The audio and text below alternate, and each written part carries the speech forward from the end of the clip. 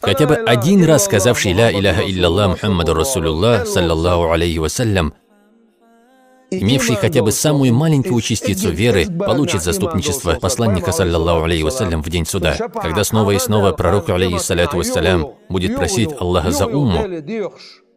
Выведут одних, затем еще мольба, выведут еще одних, затем еще мольба, выведут других, и до тех пор, пока не останется последний, произнесший один раз шахаду «Ля иляха илляллах Мухаммаду Расулуллах».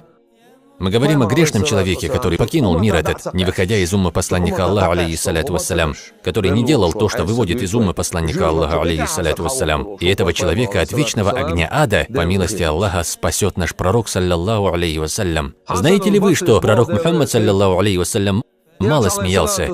Он редко когда смеялся. И один из случаев, когда он смеялся, был тогда, когда он рассказывал о человеке, которого последним выведут из адского пламени. Спустя 1000 лет, когда всех выведут оттуда, спустя 1000 лет он будет медленно, ползком выходить из ада. Он будет грешником из числа уммы пророка Мухаммада, алейхиссаляту вассалям, который попадет в ад. Об этом человеке нам рассказал пророк Мухаммад, саллаллаху алейхи вассалям, в своем достоверном хадисе. Когда его выведут в рай,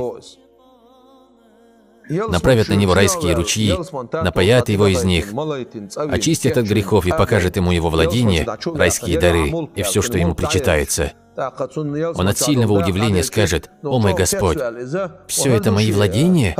Все это ты приготовил для меня?» Всевышний ему ответит: «Да». «Неужели ты смеешься надо мной?» Имея в виду, что он не заслуживает таких благ и такого милосердия. И в тот момент посланник Аллаха, алейхиссаляту вассалям, рассмеялся так, что были видны его коренные зубы, потому что даже самый последний человек, вышедший из ада, получит такие блага.